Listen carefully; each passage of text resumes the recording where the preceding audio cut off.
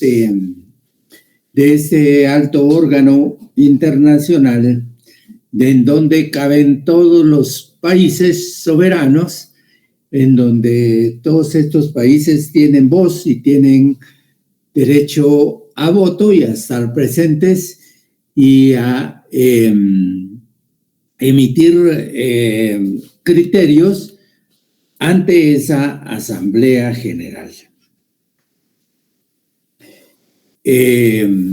También, como parte del análisis, espero que ya hayan comprado la Convención de Viena sobre Relaciones Consulares y Convención de Viena sobre Relaciones Diplomáticas. Ya no tardaremos en examinarnos y tendrán que analizarla y estudiarla como así lo hicimos en las clases anteriores. Pues de la misma manera vamos a tener que analizar esta Carta de Naciones Unidas, incluyendo el Estatuto de la Corte Internacional de Justicia.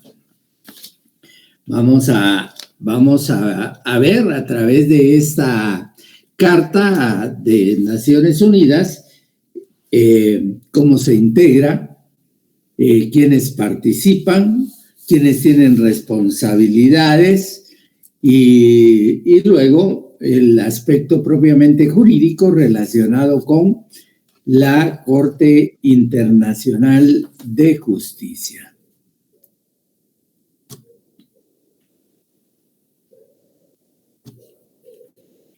Por lo pronto,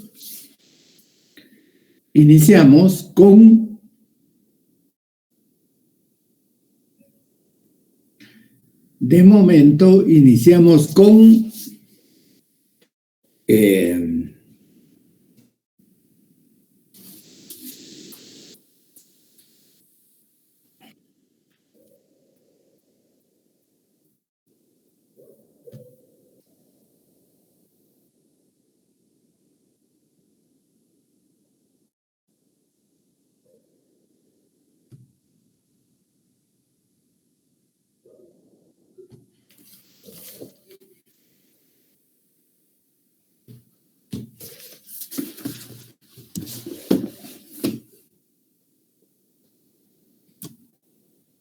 un instante.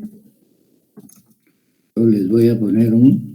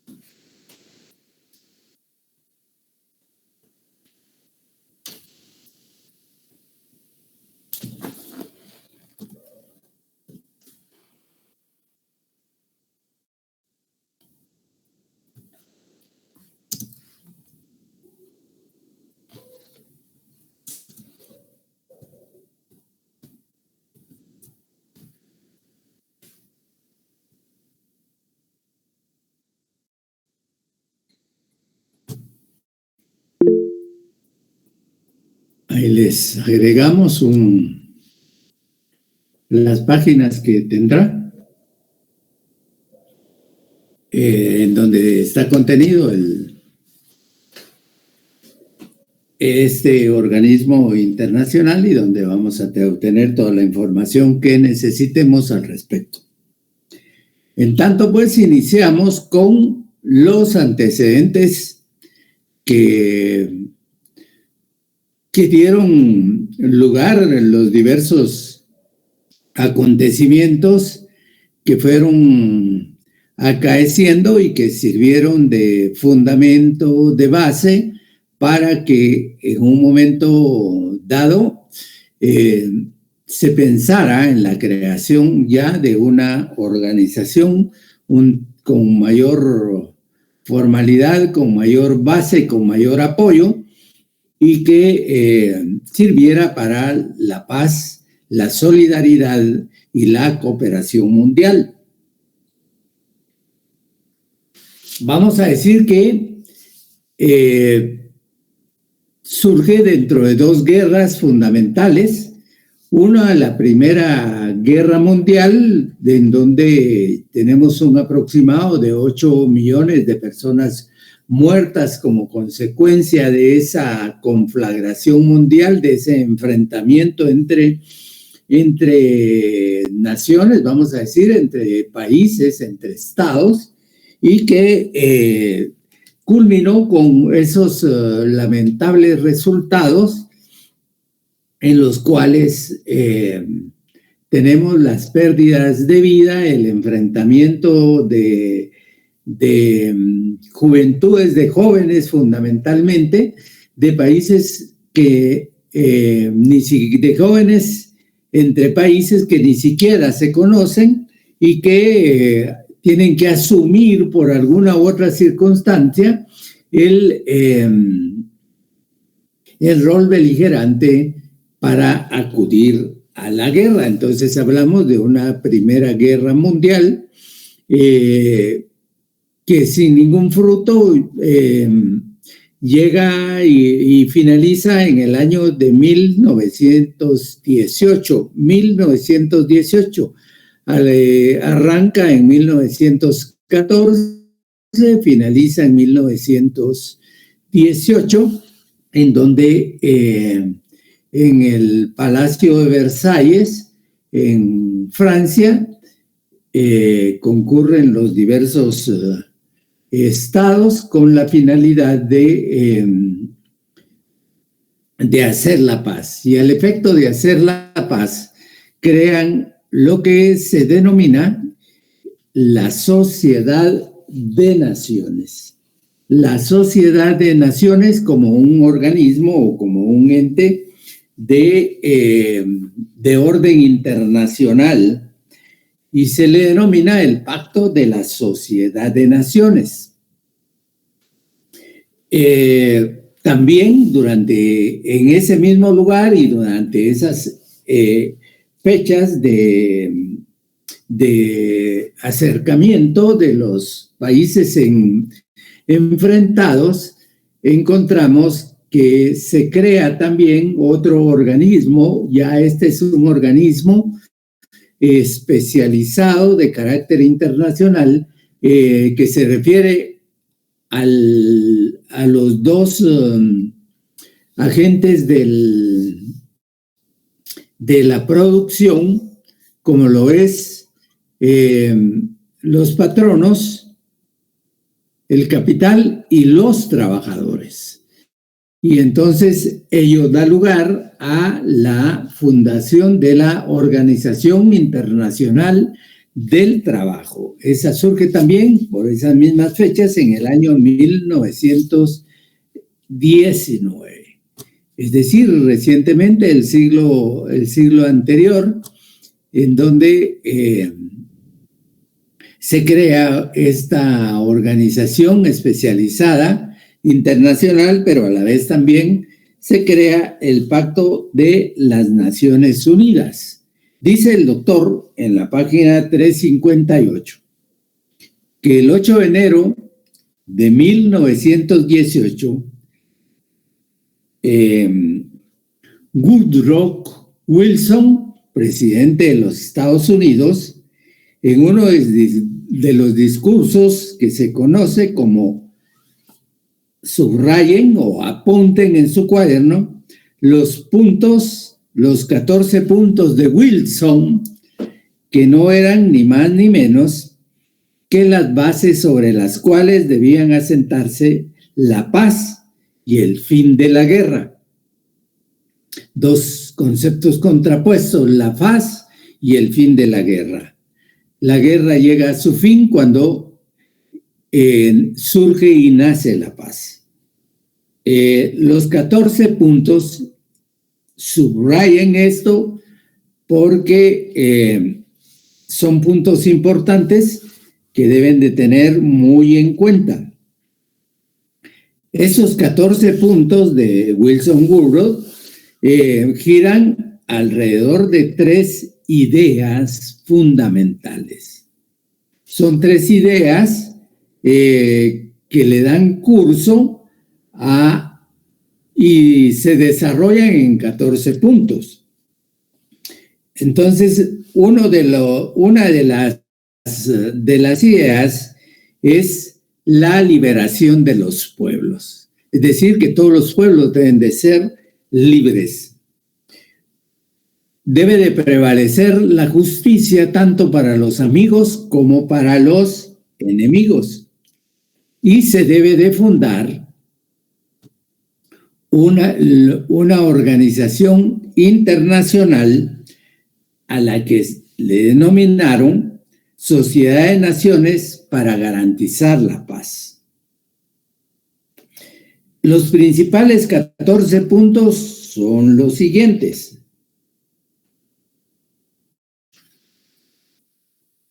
Por lo menos 6.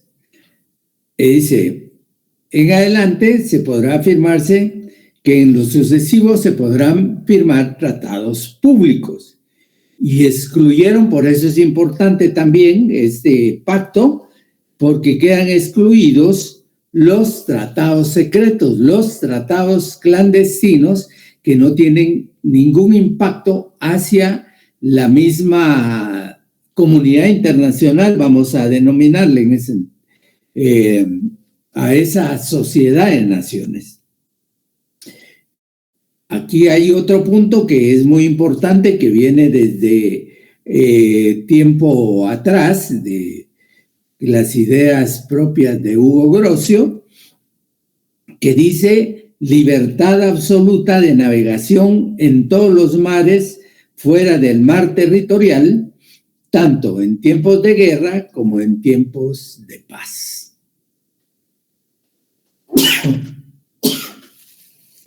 Es decir, que tienen todos el derecho de poder hacer uso y navegar sobre esa plataforma marítima, ese inmenso espacio de agua salada en la cual podrán los barcos con mercaderías atravesar, ir y venir fuera del mar territorial, sin ingresar al mar territorial, porque ahí habrán otras condiciones para poder atravesar.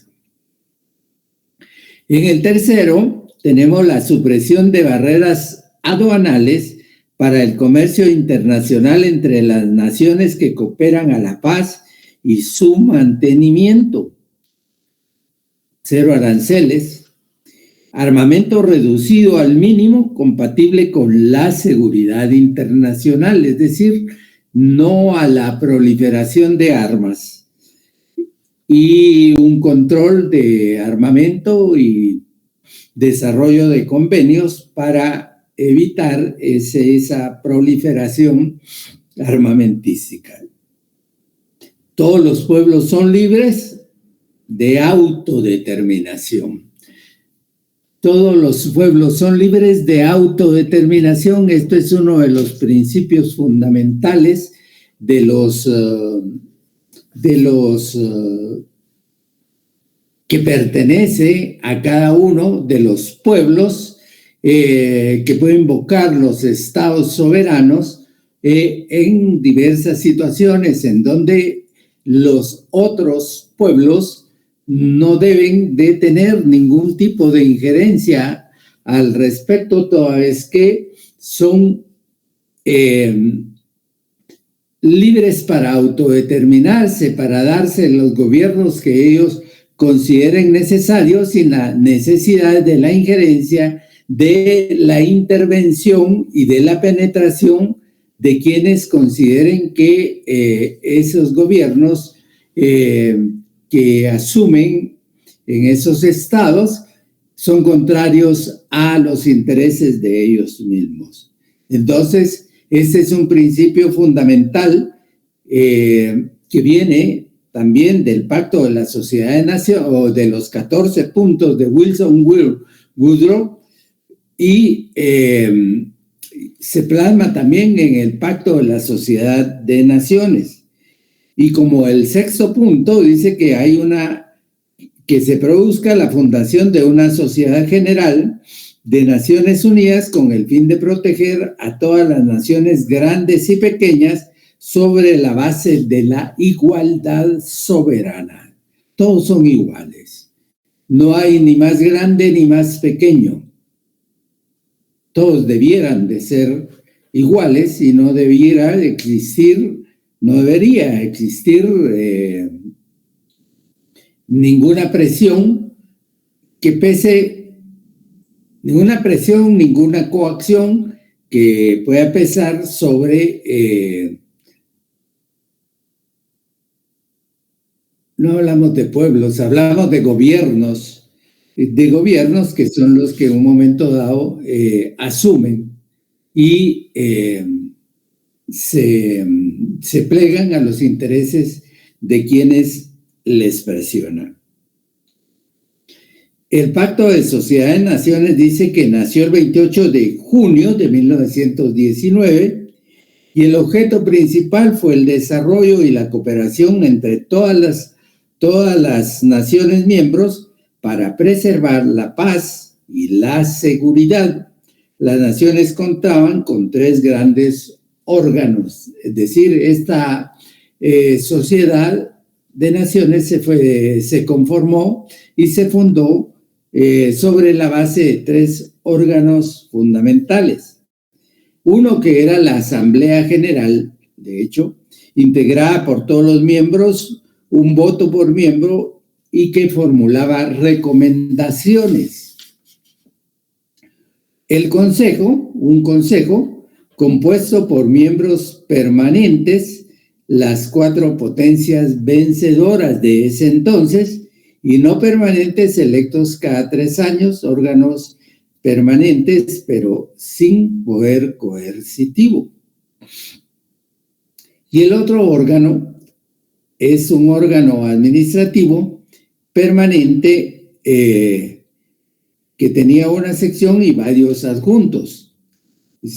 Además de los anteriores, tenía órganos más o menos autónomos, dice, tales como el Tribunal Permanente de Justicia Internacional, más o menos autónomo, y la Oficina Internacional del Trabajo. No podemos hablar, dice, categóricamente de un trabajo de la institución, de un fracaso de la institución, pero su acción se vio disminuida debido a que Estados Unidos rehusó formar parte del Consejo y nunca ratificó el pacto. Alemania, que es la vencida, fue admitida solamente en 1926. La Unión Soviética se incorporó en 1934 y poco tiempo antes que se retirase Alemania, Italia y Japón. Hablamos de 3 países, uno falangista, otro fascista y el otro nazista, que intervinieron o que fueron los precursores de la Segunda Guerra Mundial. 5 años después, dice, desde 1934 desaparecía la Sociedad de Naciones y la acción del Consejo se vio limitada por el hecho de que las decisiones deberían de ser tomadas por unanimidad. Fue una asociación de gobiernos y no de estados, y le faltó poder coercitivo, confianza, universalidad. ¿Por qué universalidad? Porque no estaban todos los estados del globo terráqueo formando parte de este pacto de sociedad de naciones.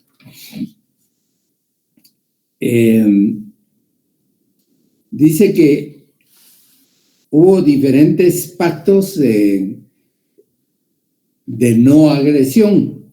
En esta época ahí se florecieron los pactos de no agresión, por medio del cual los estados se comprometían no atacarse, permanecer neutrales en caso de guerra con alguna de ambas partes, no firmar pactos de cooperación económica con quien atacara a cualquiera de las partes, es decir, no surtir, no solo financieramente, asistirlo financieramente, sino que también evitar proveerle de armas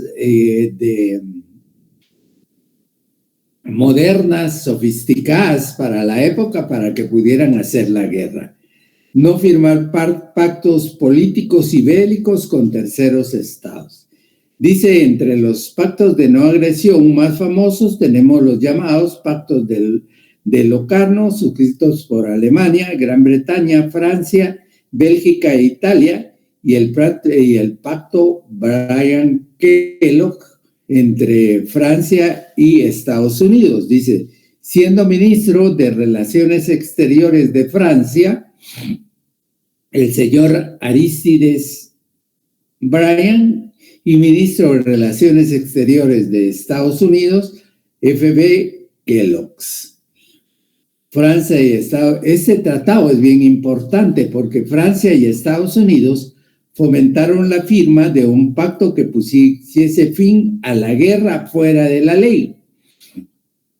Francia abogaba por un instrumento bilateral, mientras que los Estados Unidos por un instrumento multilateral.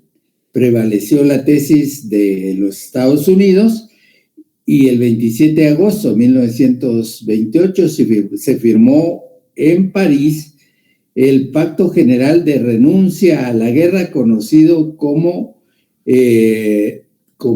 Pacto de París, conocido también como Pacto de Bryan-Kellogg, y en el mismo se dispone que es convenable el recurso de la guerra como medio de reglas de disputa internacionales.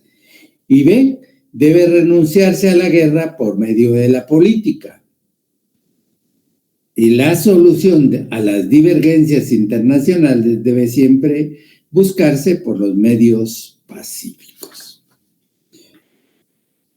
Y así encontramos que esta sociedad de naciones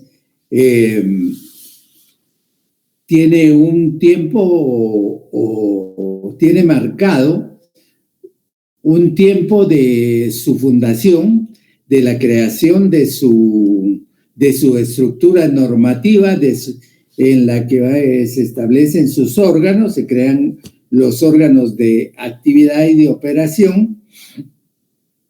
Y también tenemos que esta sociedad de naciones deja de tener impacto sobre sus miembros y deja de existir a partir de 1939, en donde ya vemos que va surgiendo con mayor fuerza otro organismo de carácter internacional que supuestamente va a aglutinar a todos los estados nacionales del mundo y que para el efecto van existiendo o se van produciendo dentro de las grandes potencias internacionales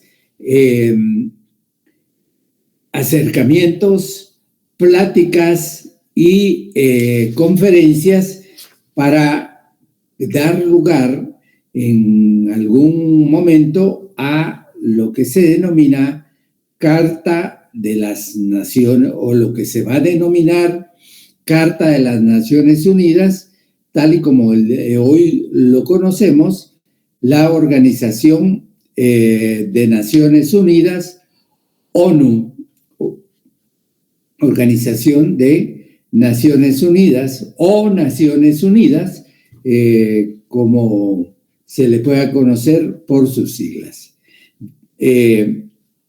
Dentro de los pactos y de las conferencias y de los acercamientos y de diálogos que existieron previos a la creación de la Carta y a la fundación de Naciones Unidas, tenemos la Declaración del Pacto de St. James, la Carta del Atlántico, la Declaración de Washington en 1942, ya vemos que vamos acercándonos en alguna medida, la Conferencia de Moscú, la Conferencia de Teherán,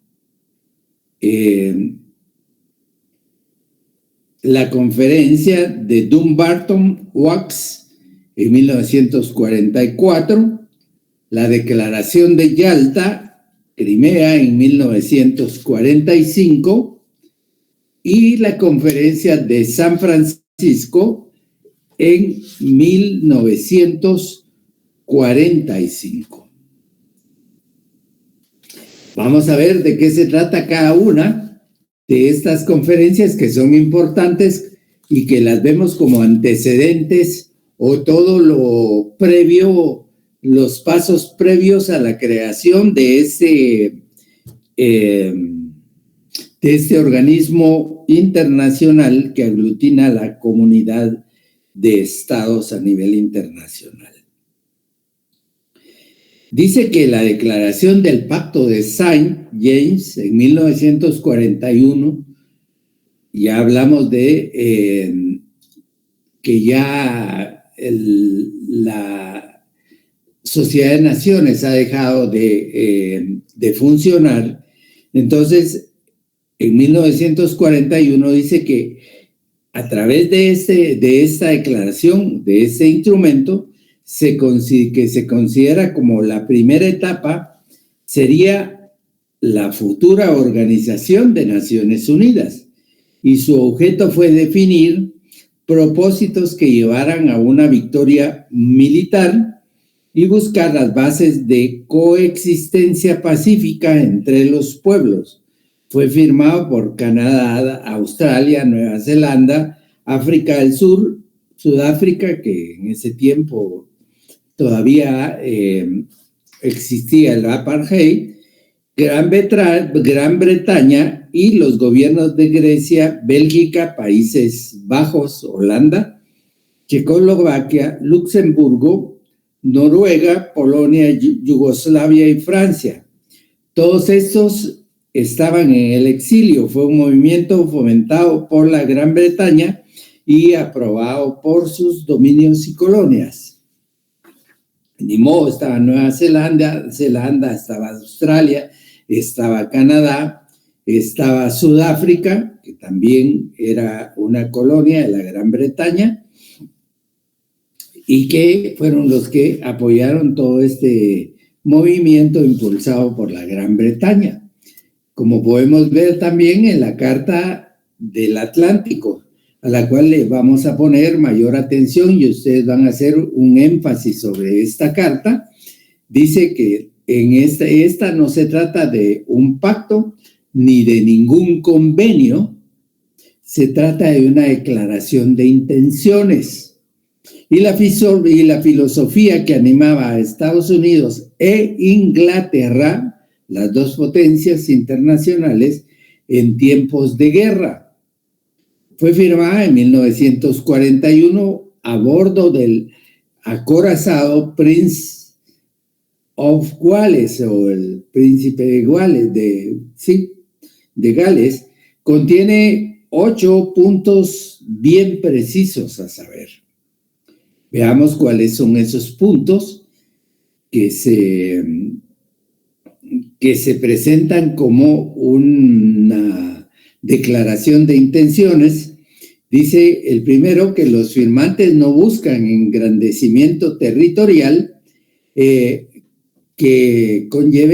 también conlleve al fin del colonialismo.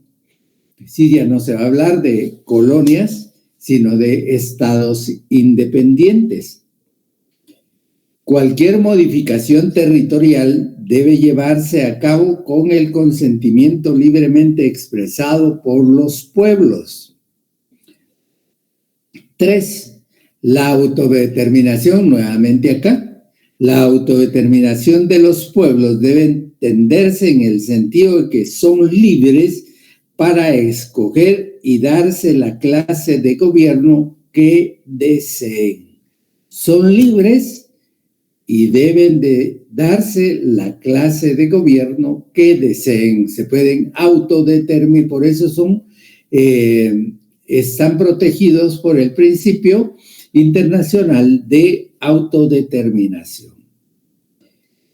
Libertad e igualdad para todos los pueblos del mundo, grandes o pequeños, para que accedan al comercio internacional y a las materias primas. Es decir, hay libertad amplia y suficiente para todos los pueblos a fin de que puedan hacerse de mercancías y de acceder al comercio internacional. En lo económico debe existir relación fuerte y sólida entre los pueblos del mundo. Sí, Luis, dijeran por ahí.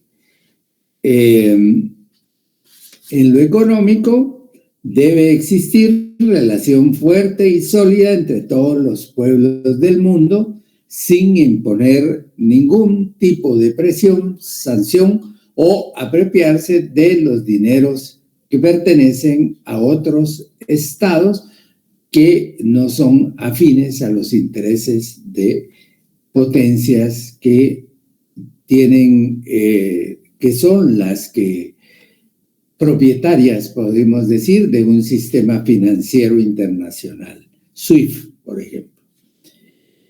Después de la destrucción del nazismo, debe establecerse un estado de paz que ofrezca condiciones de desarrollo y tranquilidad para todos los pueblos del mundo.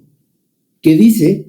Después de la destrucción del nazismo, debe establecerse un estado de paz que ofrezca condiciones de desarrollo y tranquilidad para todos los pueblos del mundo.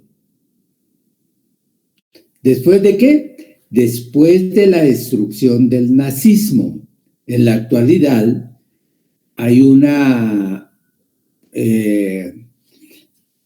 se está tratando de volver a esas ideas del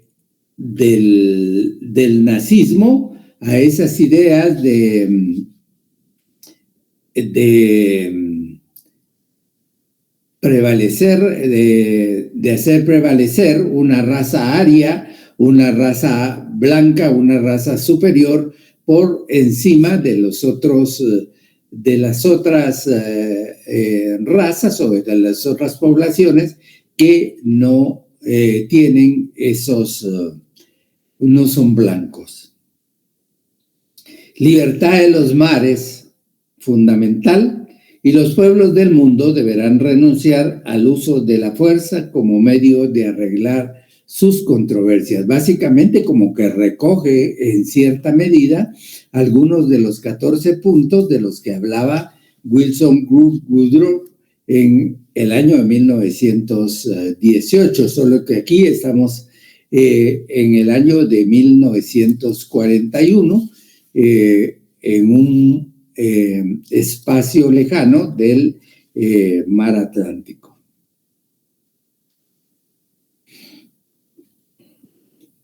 Luego tenemos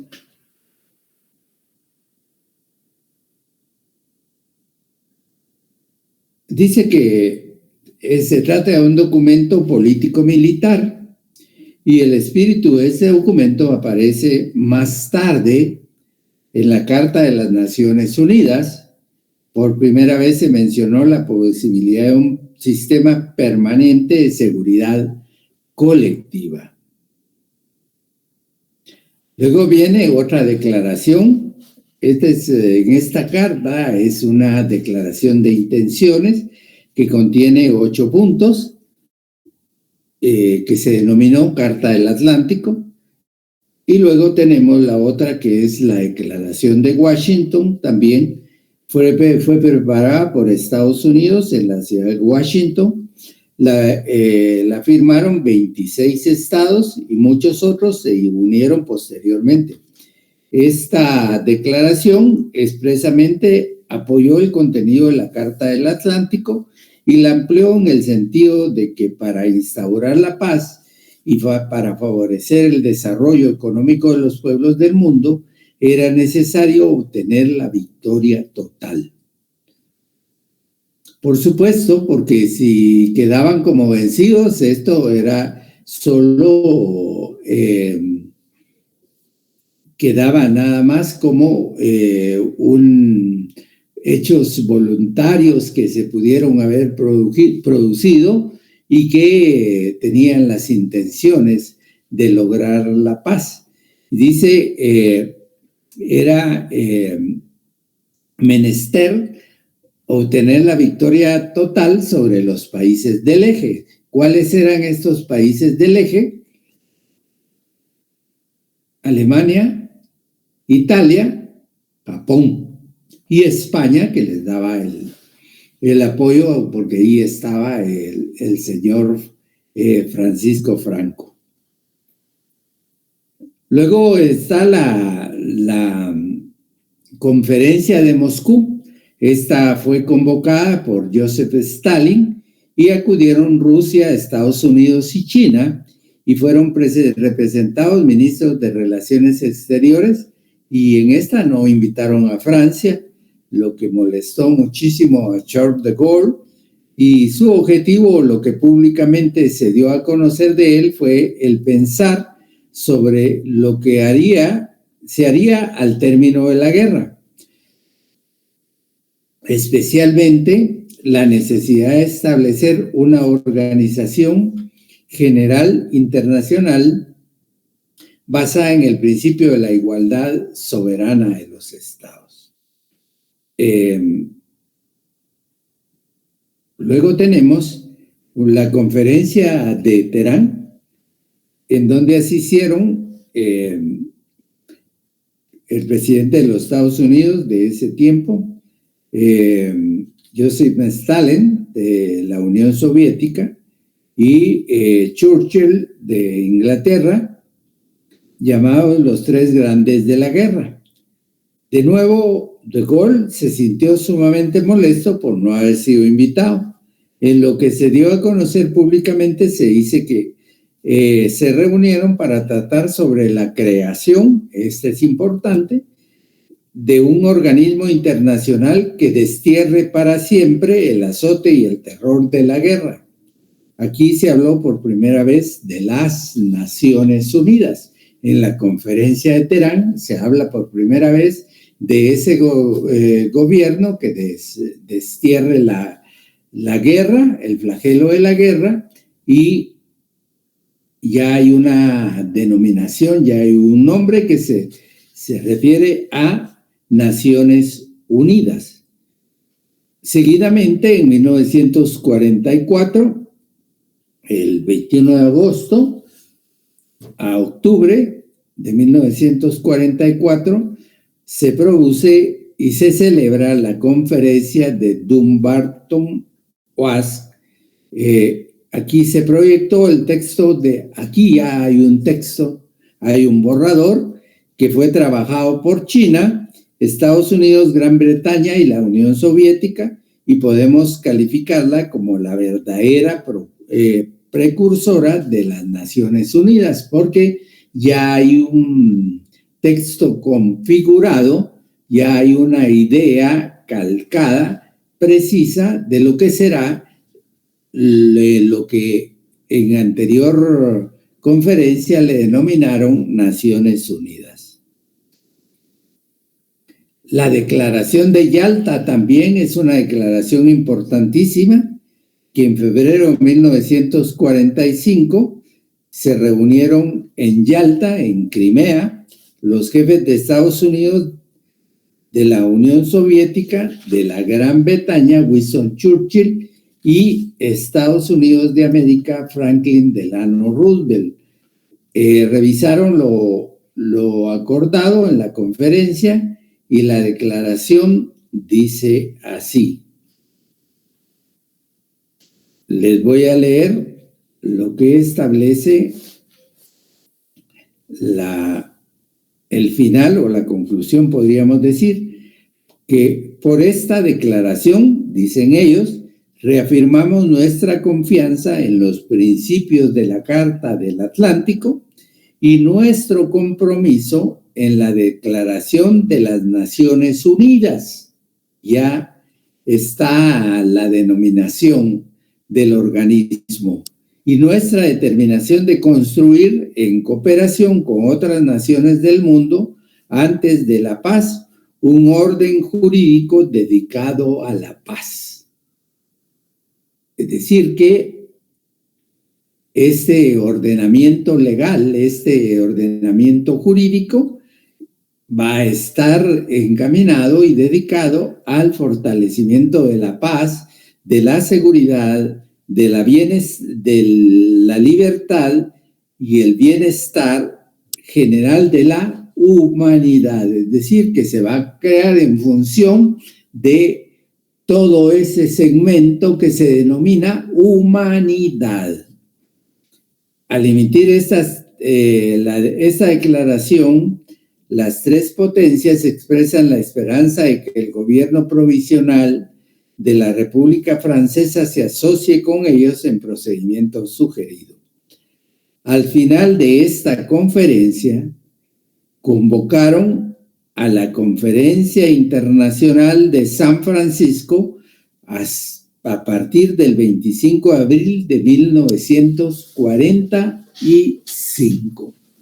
Conferencia Internacional de San Francisco, que es la que va a desarrollar ya la Carta de las Naciones Unidas. Dice que, como estaba planificado, se reunieron a partir del 25 de abril de 1945 los representantes de los países aliados y se sumaban 47 naciones y aproximadamente 5,000 asistentes entre representantes y periodistas, y ha sido una de las mayores conferencias internacionales llevadas a cabo. ¿Cuáles son los puntos que se discutieron? 1, acuerdos regionales. 2, la revisión de tratados internacionales. El veto del Consejo de Seguridad. El territorio bajo fideicomiso, o los territorios bajo fideicomiso. La jurisdicción del Tribunal Internacional de Justicia, tomando en cuenta que este era un organismo autónomo de la Sociedad de Naciones, y las enmiendas a la Carta. Esta conferencia terminó la conferencia, dice, con la firma de la Carta de San Francisco el 26 de junio de 1945. La conferencia termina ¿con qué? Con la firma de la Carta de San Francisco el 26 de junio de 1945, creando, ¿qué hizo? Creó las Naciones Unidas y el Estatuto de la Corte Internacional de Justicia.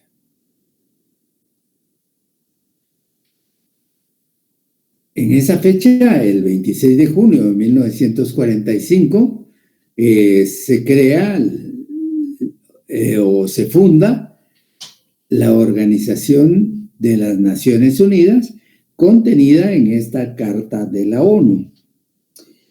Y esa carta entra en vigencia el 24 de octubre de 1945. Ese día es un día memorable y de celebración en Naciones Unidas, toda vez que conmemora la entrada en vigencia de la Carta de las Naciones Unidas y la celebra con el Día de las Naciones Unidas. Así se le denominó Día de las Naciones Unidas. Dice que este nombre, Naciones Unidas, es una sugerencia del presidente de ese entonces, Franklin Delano Roosevelt. Él sugirió la idea, el nombre de Naciones Unidas como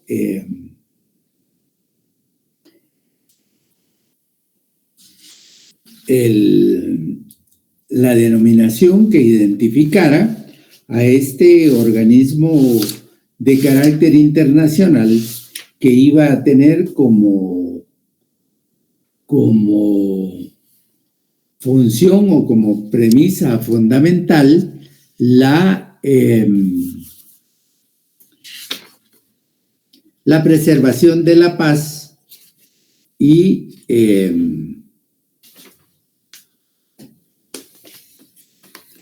la preservación de la paz y la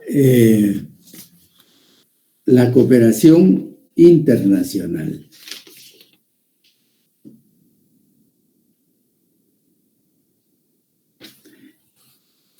Dice en el preámbulo, Carta de Naciones Unidas, volvemos a la carta, por favor. Dice: nosotros los pueblos de las Naciones Unidas, resueltos a preservar a las generaciones venideras del flagelo de la guerra que 2 veces durante nuestra vida han infligido a la humanidad sufrimientos indecibles, a reafirmar la fe en los derechos fundamentales del hombre, en la dignidad y el valor de la persona humana, en la igualdad de derechos de hombres y mujeres y de las naciones grandes y pequeñas. Dice, a crear condiciones bajo las cuales pueda mantenerse la justicia y el respeto de las obligaciones emanadas de los tratados y de otras fuentes del derecho internacional, a promover el progreso social y a elevar el nivel de vida dentro de un concepto más amplio de la libertad. Y con tales finalidades, dice, están resueltos a practicar la tolerancia y a convivir en paz como buenos vecinos. Se les olvidó, ¿verdad? A unir nuestras fuerzas para el mantenimiento de la paz y la seguridad internacionales, a asegurar, mediante la aceptación de principios y de la adopción de métodos, que no se usará la fuerza armada sino en el servicio del interés común, y a emplear un mecanismo internacional para promover el progreso económico y social de todos los pueblos. Hemos decidido unir nuestros esfuerzos para realizar estos designios. Por lo tanto, nuestros respectivos gobiernos, por medio de representantes reunidos en la ciudad de San Francisco, que han exhibido sus plenos poderes, se recuerdan que hablamos de los plenipotenciarios y de plenos poderes, encontrados en buena y debida forma, han convenido en la presente Carta de las Naciones Unidas y por este acto que establecen una organización internacional que se denominará las Naciones Unidas. Eso establece en el preámbulo de esta Carta de Naciones Unidas, que continuaremos ya analizándola en la siguiente clase. Por hoy vamos a dar, si no tienen ningún comentario o ninguna duda, vamos a dar por finalizada la clase a fin de que puedan ustedes irse corriendo directamente a su camita antes de que los deje el bus. Gracias, Lick, me llevamos el camino ahí. Que tengan muy felices sueños y nos vemos el viernes, primero Dios. Feliz noche, Lick. Feliz noche para todos y todas. Feliz noche, licenciado.